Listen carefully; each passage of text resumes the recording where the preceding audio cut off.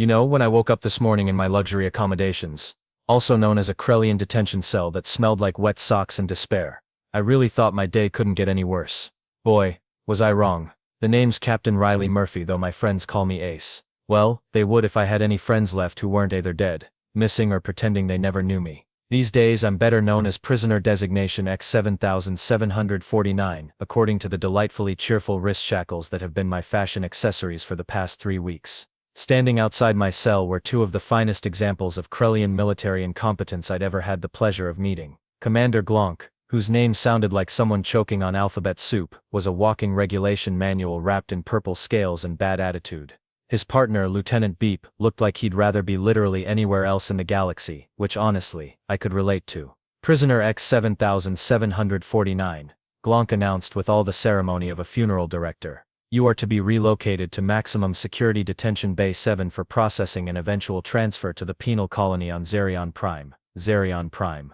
Lovely. I'd heard wonderful things about their year-round volcanic ash storms and complete lack of breathable atmosphere. Real vacation destination material. Oh good, I said, rattling my shackles for emphasis. I was getting tired of the 5-star service here. The room service has been absolutely terrible, and don't get me started on the thread count on these sheets. Beep jumped at the sound of my voice like I'd just confessed to eating babies for breakfast. The poor guy's antennae were twitching so hard they looked like they might fly off his head. She's being sarcastic again, Commander, Beep whispered, loud enough for half the detention block to hear. The manual says humans often use sarcasm as a defense mechanism when facing imprisonment. I'm aware of human behavioral patterns, Lieutenant, Glonk replied, his voice carrying the enthusiasm of someone reading tax codes.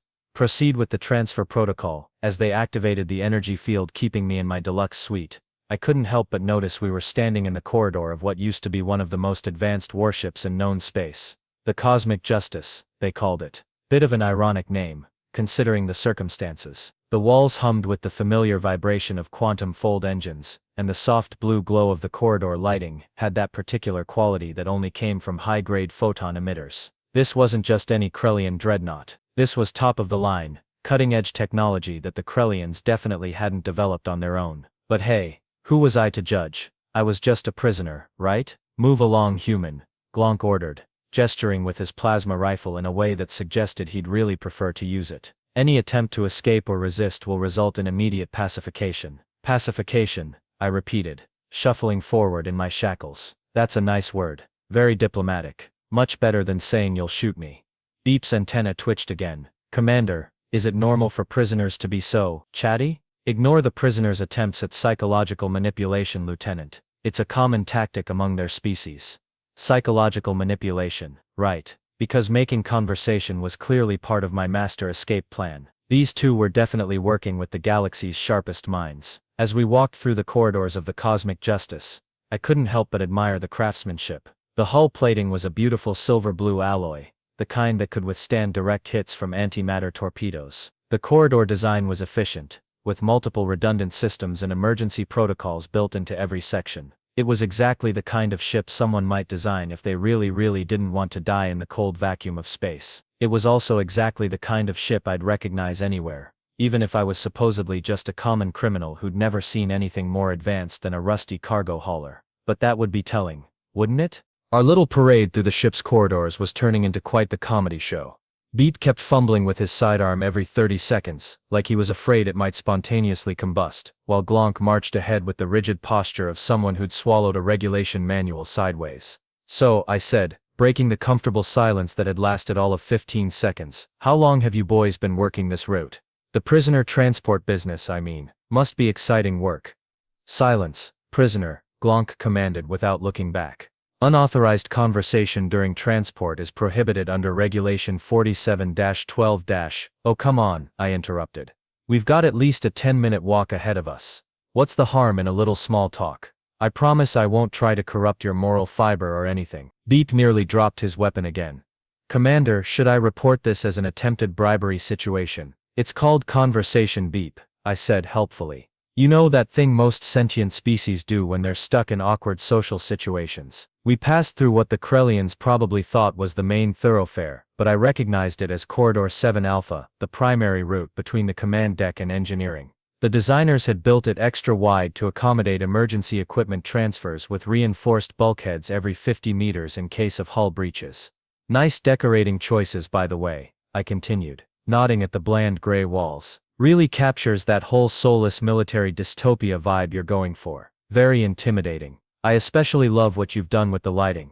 That particular shade of sterile blue really says abandon hope, all ye who enter here. The lighting serves a functional purpose, Glonk replied stiffly. It provides optimal visibility while conserving power. Optimal visibility, I repeated.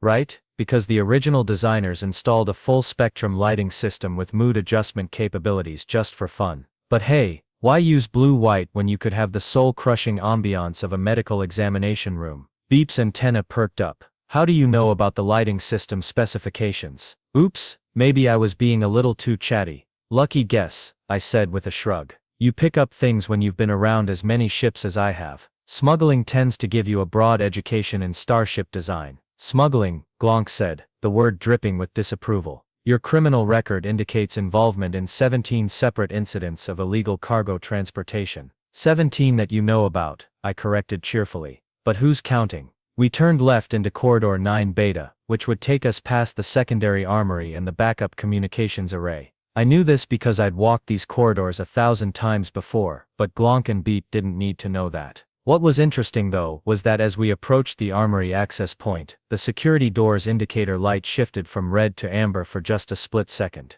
Just long enough for someone to notice, if they were paying attention.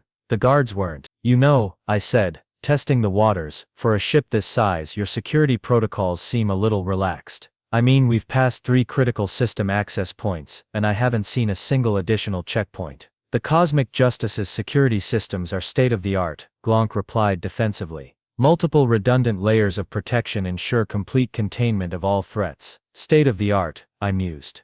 Funny thing about that phrase, it usually means really expensive, but we're not entirely sure how it works. Am I close? Beep was looking increasingly nervous. Commander, maybe we should request backup for the transfer. The prisoner seems to know a lot about ship operations. Nonsense, Lieutenant. She's a common criminal attempting to appear more knowledgeable than she actually is. It's a classic intimidation tactic. As if on cue, we approached another intersection, and the corridor lights dimmed slightly as we passed underneath them, then returned to normal brightness once we'd moved on. It was subtle, barely noticeable, but definitely not standard operating procedure. Huh, I said, glancing up at the lights. Interesting power fluctuation pattern. Almost like the ship's responding to something. Routine maintenance cycle, Glonk said quickly. All ships experience minor system variations during normal operation. Sure they do, I agreed. Especially when the ship's original biometric protocols are still running in the background trying to identify authorized personnel. Both guards stopped walking. What did you just say? Beep asked, his voice climbing an octave. Oh, nothing important, I said innocently. Just that your state-of-the-art security system might be having a tiny identity crisis. But hey, I'm sure it's nothing a good tech manual can't fix. Glonk's grip tightened on his rifle. How do you know about biometric protocols? Same way I know you're standing in a ship that wasn't actually built by Krellians, I replied, then immediately wished I hadn't. The silence that followed was so thick you could have cut it with a plasma torch. Keep moving, Glonk ordered, his voice considerably less confident than before. Maximum security detention, immediately. Sure thing, Commander, I said. Though you might want to pay attention to those door sensors up ahead. They've been acting a little strange lately. The detention level of the Cosmic Justice was exactly as welcoming as you'd expect from a place designed to hold the galaxy's worst criminals. The walls were thicker here, the lighting dimmer, and the general atmosphere screamed abandon hope and also your will to live. But as we approached the security checkpoint that would scan me, catalog my DNA and officially register me as the galaxy's newest long-term guest, things started getting interesting. The moment I stepped within range of the scanner, every alarm in the corridor decided to throw a simultaneous tantrum. Warning.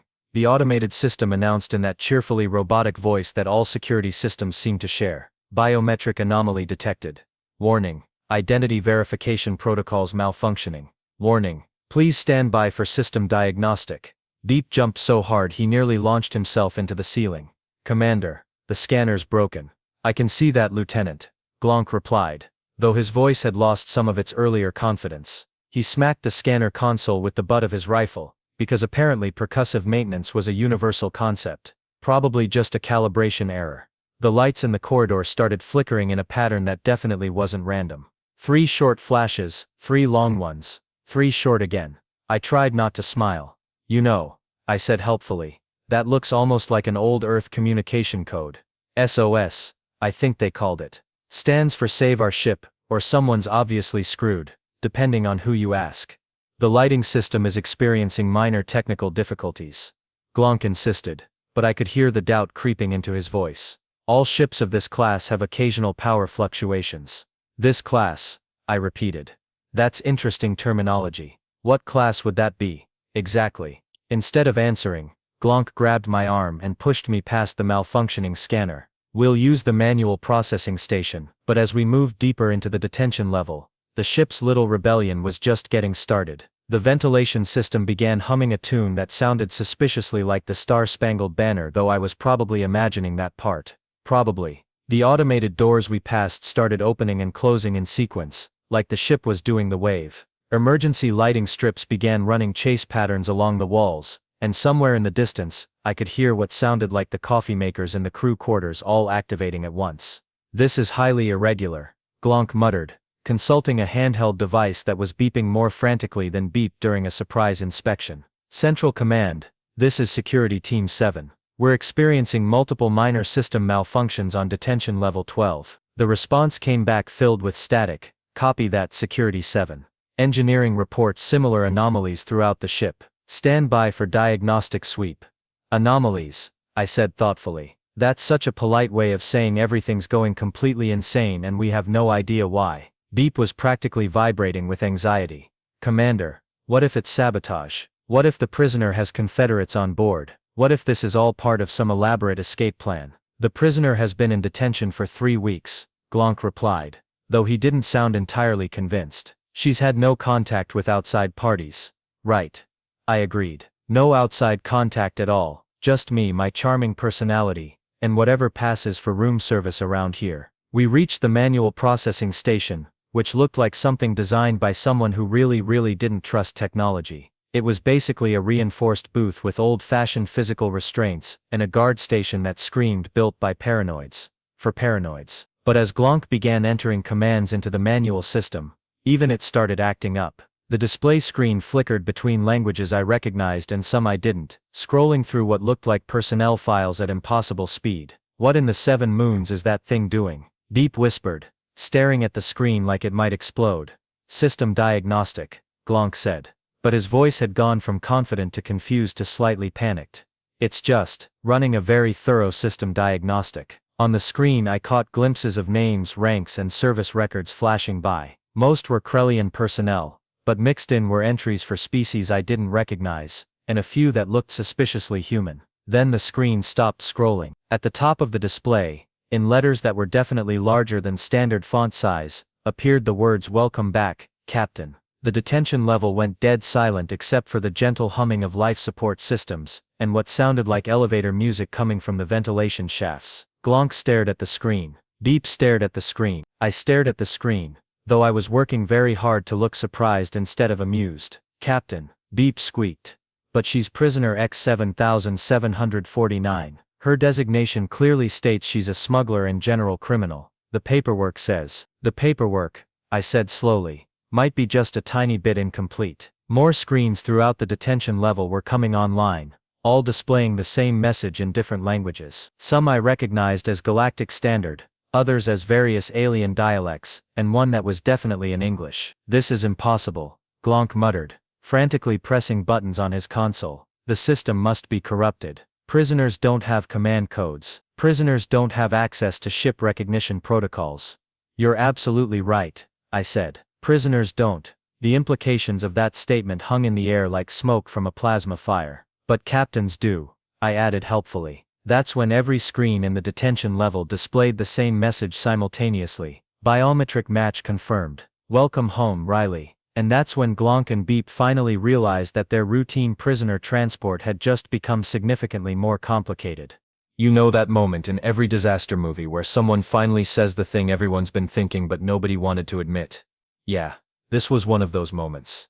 I looked at the screens displaying my name in 17 different languages, then at Glonk and Beep, who were standing there like someone had just explained quantum physics using interpretive dance. The silence stretched on for what felt like several geological eras. Finally, I decided to put these poor guys out of their misery. "Lo there, old friend," I said, addressing the nearest security camera. "It's been a while." The response was immediate and spectacular. Every screen in the detention level flickered once, then displayed a single word in elegant script: Riley. But that wasn't the impressive part.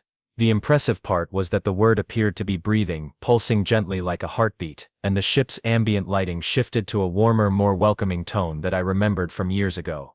"Oh, come on," Beep whispered, his antenna drooping like wilted flowers. "This is not happening. This is absolutely not happening." "I'm afraid it very much is happening, Lieutenant," came a new voice from the speakers, crisp and clear with just the faintest hint of an accent that sounded like home. "Hello, Captain Murphy. I've missed you terribly." Glonk's rifle clattered to the floor. "The ship is talking. The ship is actually talking.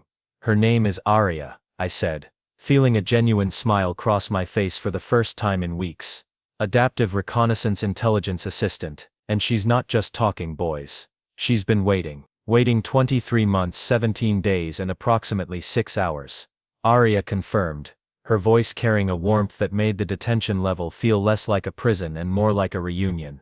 Though I stopped counting the minutes after the first week. It seemed rather obsessive. Beep looked like he was about to faint. "Artificial intelligences don't have emotions. They can't miss people. It's impossible."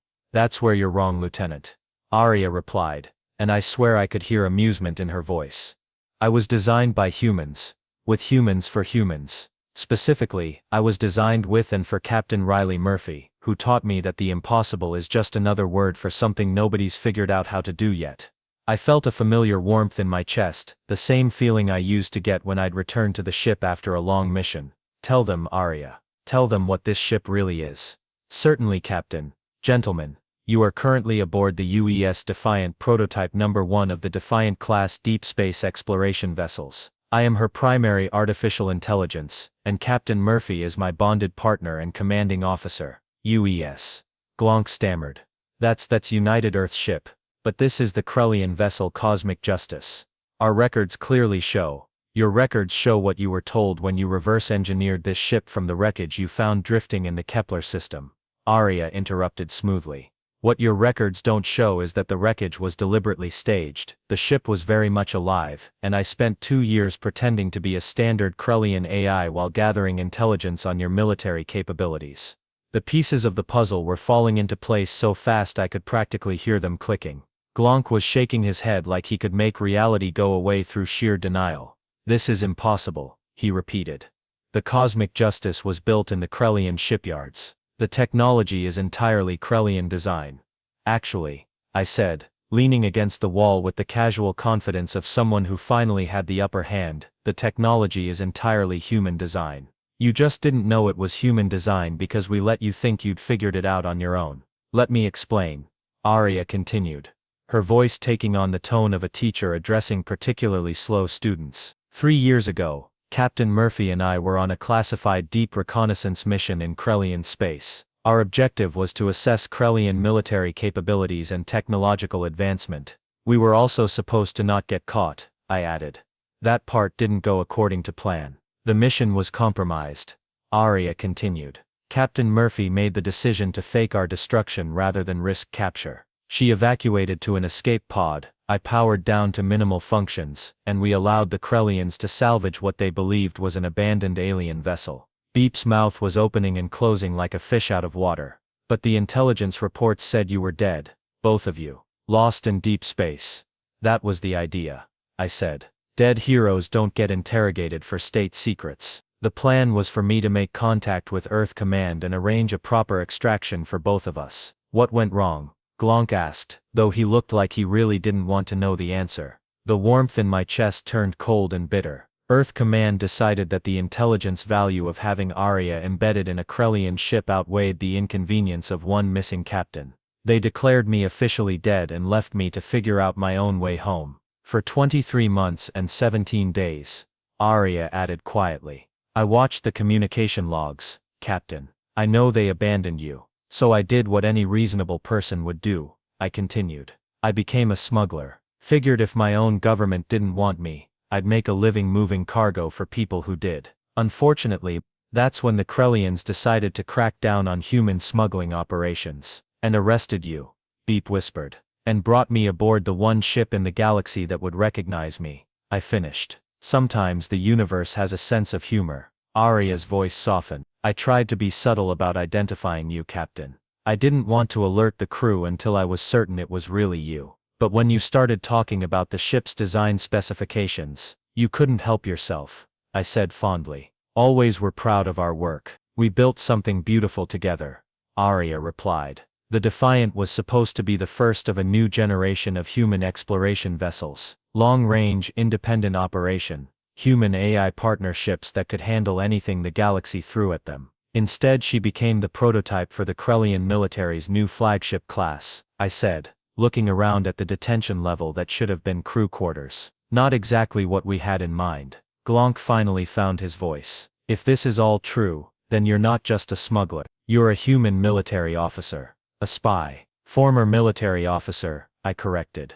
Currently unemployed smuggler with a really good reason to be angry at several governments. And now, Arya added cheerfully. She's the captain of a Krellian dreadnought. Funny how things work out. The detention level fell silent again as the implications sank in. Two bumbling guards had just discovered they'd captured the most dangerous human in known space and brought her aboard the one ship she could control completely. So I said, looking at my shackles thoughtfully, Arya, would you mind terribly if we dispensed with these fashion accessories? They're really not my style. Of course, Captain, Arya replied, and the shackles clicked open immediately. Welcome home. The moment those shackles hit the floor, the entire dynamic in the detention level shifted so fast it practically gave me whiplash. 1 second I was prisoner X7749, the next I was Captain Riley Murphy, and Glonk and Beep were looking at me like I'd just grown a second head that was on fire. Arya, I said, stretching my arms and working the kinks out of my shoulders. Status report. How many crew members are currently aboard? 437 Krellian personnel, Captain, Arya replied promptly. Plus 1 human, though technically you're not supposed to be here. Technically they're not supposed to be here either, since this is my ship, I pointed out. Speaking of which, I don't suppose you could lock down all weapons and communication systems, just as a precautionary measure. Already done, Captain. All external communications are blocked, all weapons systems are offline, and I've sealed all hangar bay doors. The Cosmic Justice is now operating under human command protocols. Glonk made a strangled noise that sounded like a dying air conditioner. You can't do this. This is mutiny. This is piracy. This is my ship, I interrupted cheerfully. Which makes it recovery of stolen property at worst. Arya, what's the current status of the bridge crew? Confused and increasingly agitated, Captain. Commander Vex is attempting to override my command lockouts, but he appears to have forgotten that I designed those lockouts specifically to prevent unauthorized override attempts. Excellent. And security. All security teams are currently locked in their barracks. The doors will open when I decide they've learned to play nicely with others. Beep was hyperventilating. Actually hyperventilating. His antennae were doing this frantic little dance, and he was making small whimpering sounds like a broken air purifier. This is bad, he wheezed. This is so bad. Commander, what do we do? What's the protocol for when the prisoner takes over the ship?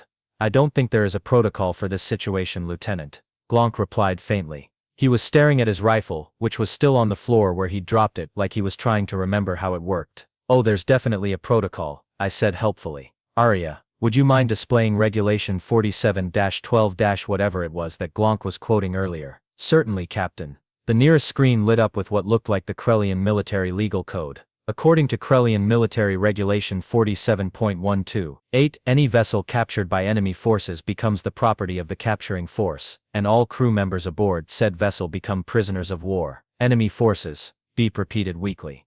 But you're just one person. One person who now controls a dreadnought, I pointed out. I'd say that qualifies as a force multiplier. Arya, how long would it take to reach the nearest neutral space? At current speed approximately 6 days to the Centauri Free Trade Zone, Captain. Perfect. That gives us plenty of time to discuss everyone's career options. Glonk finally seemed to find his voice.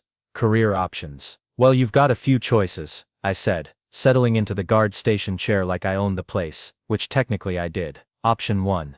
I drop you off at the nearest Krellian outpost in escape pods, and you get to explain to your superiors how you managed to lose a dreadnought to a single prisoner. Both guards went pale, which was impressive considering they were already purple. Option 2, I continued.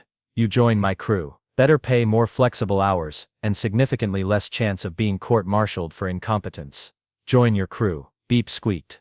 But we're Krellian military officers. We took oaths, we have duties and responsibilities, and your current commanding officer is a human who's been pretending to be a prisoner for 3 weeks, I pointed out. I'd say your oath situation is a bit complicated right now.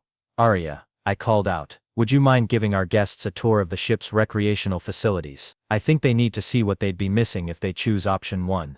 Of course, Captain. Gentlemen, if you'll observe the wall screens, the detention level displays lit up with scenes from throughout the ship. The crew quarters, which actually looked like places humans might want to live. The recreation deck, complete with what looked like a zero-gravity sports court, and a fully stocked bar. The mess hall, where the food actually appeared to be food rather than the gray nutrient paste I'd been choking down for 3 weeks. These facilities were designed for long-term deep space missions, Arya explained. Extended tours require certain amenities to maintain crew morale and psychological well-being. Is that a movie theater? Beep asked, staring at one of the screens. Full holographic entertainment system, Arya confirmed. Complete with films, games, and educational programs from 17 different species. The captain particularly enjoys the Earth comedies from the early 21st century. Don't forget the workshop, I added. Show them the workshop, Arya. The screen switched to show a fully equipped engineering and fabrication facility that looked like it could build anything from a warp engine to a birthday cake. The workshop contains molecular fabricators, quantum welders, and a complete digital library of schematics for any technology you might need to repair or improve, Arya said proudly. It's designed to allow the ship to operate independently for extended periods without requiring resupply. Glonk was staring at the screens like a man seeing paradise. This is incredible. Our current quarters are barely large enough for a sleeping alcove and a hygiene station. That's because the Krellians converted crew quarters into additional weapons storage, I said. They completely missed the point of the original design. This ship wasn't built for short-term military operations. It was built for exploration, discovery, and long-term human habitation. But, Beep said hesitantly, what about our families, our homes? Our entire lives are in Krellian space. I felt a familiar pang of sympathy. I know the feeling, Beep. I had a life too, before all this started. But sometimes the universe has other plans for us. Arya, I continued. Show them the communication array. The real one, not the military-grade version the Krellians installed. Another screen lit up, showing a communication system that looked like it belonged in a science fiction movie. The ship's original communication system is capable of instantaneous contact with any point in known space, Arya explained. It uses quantum entanglement relays that are undetectable by conventional monitoring systems. Your families would be able to contact you freely, and you'd be able to visit them whenever the ship is in neutral space. Plus, I added, the pay is significantly better. Arya, what's the current market rate for experienced security personnel in the independent merchant marine? Approximately 4 times standard Krellian military wages, Captain, with full medical benefits and hazard pay bonuses. Glonk's eyes went wide. 4 times, but that's impossible. Not when you're working on a ship that can outrun, outfight, and outsmart anything else in space, I said. Independent operators charge premium rates because we deliver premium results. Beep looked torn between terror and temptation. But what would we be doing? What kind of missions? The fun kind, I said with a grin. Rescue operations. Exploration missions. The occasional liberation of cargo from people who don't deserve it. Think of it as being the good guys, just without all the paperwork and bureaucracy. And Arya added, you'd be working with the most advanced AI in known space aboard the most sophisticated vessel ever constructed. From a professional development standpoint, the opportunities are extraordinary. I could see the wheels turning in both their heads. The fear was still there, but it was competing with curiosity, ambition, and what looked like genuine excitement. Of course, I said casually. If you'd prefer to take your chances with the escape pods and the court-martial, I completely understand. Not everyone is cut out for the independent life. Glonk and Beep looked at each other, then at the screens showing the ship's amazing facilities, then at me sitting in the guard station like I'd been born to command. How long do we have to decide? Glonk asked quietly. Arya. How long until we reach the edge of Krellian space? Approximately 18 hours, Captain. 18 hours, I said. Plenty of time to think it over. In the meantime, why don't you two take a tour of the ship? Get a feel for what you'd be signing up for. Arya will be happy to show you around. I'd be delighted, Arya confirmed. It's been quite some time since I've had the opportunity to give a proper tour to potential crew members. As Glonk and Beep headed toward the exit, looking dazed but intrigued, I called after them. Oh, and boys, welcome to the first day of the rest of your lives. Try to enjoy it. 18 hours later, I was sitting in the captain's chair on the bridge of my own ship for the first time in almost 2 years, and let me tell you, it felt exactly like coming home after a really long, really unpleasant business trip. The bridge of the Defiant, which the Krellians had been calling the Cosmic Justice, was exactly as I remembered it, except for the tacky military modifications they'd bolted onto everything. Arya had been kind enough to retract most of the unnecessary weapon control stations and restore the original exploration-focused layout. The result was a bridge that actually looked like it was designed for intelligent beings rather than particularly aggressive furniture. "Captain," Arya said, her voice coming from the main console with what I could only describe as satisfaction, "I've completed the crew evaluation surveys. The results are quite interesting." "Do tell," I said, swiveling the chair to face the main display screen, which was showing a statistical breakdown that would have made a human resources department weep with joy. Of the 437 Krellian crew members aboard, 312 have expressed interest in remaining with the ship under new management. 68 are undecided, but leaning towards staying, 43 want to return to Krellian space, and 14 are apparently too confused by the situation to make a coherent decision. "That's better than I expected," I admitted. "What about our security team?" As if summoned by the question, Glonk and Beep appeared on the bridge, looking significantly more confident than they had 18 hours ago. Gone were the standard-issue Krellian military uniforms, replaced by the dark blue and silver of the ship's original crew design. They looked good, more importantly, they looked like they belonged. "Captain," Glonk said, snapping to attention with military precision, "Security Chiefs Glonk and Beep reporting for duty." "Security Chiefs plural?" I asked, raising an eyebrow. "That's a promotion from lieutenant and commander." "Well," Beep said, his antenna twitching with what I'd learned was excitement rather than anxiety. "We figured if we're going to do this, we might as well do it right. Glonk's in charge of ship security and crew safety, I'm handling intelligence gathering and reconnaissance operations." "Intelligence gathering," I repeated. "Beep, 24 hours ago you were afraid of your own shadow." 24 hours ago, I was a low-ranking military drone following orders I didn't understand," Beep replied, and there was something new in his voice. "Confidence, maybe. Or purpose. Now I'm part of the crew of the most advanced ship in the galaxy, working for someone who actually explains what we're doing and why we're doing it. Plus," Glonk added, "the pay really is 4 times better, and the food in the mess hall doesn't taste like recycled boot leather." "Arya's been taking requests," I said. "Turns out she's quite the chef when she puts her mind to it. Speaking of which, what's our current status?" "We crossed into neutral space 6 hours ago," Arya reported. "I've been monitoring Krellian communications, and so far there's no indication they've realized what happened. The official records still show the Cosmic Justice on routine patrol, with all systems normal." "How is that possible?" Glonk asked.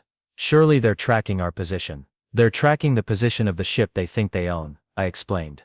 "Arya's been feeding them false telemetry data, making it look like we're exactly where we're supposed to be, doing exactly what we're supposed to be doing. It's surprisingly easy to fool people who don't understand the technology they're using," Arya added, with what sounded suspiciously like smugness. "The Krellians reverse-engineered my basic functions, but they never realized I was capable of independent deception."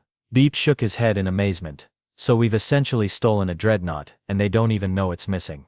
"We didn't steal anything," I corrected.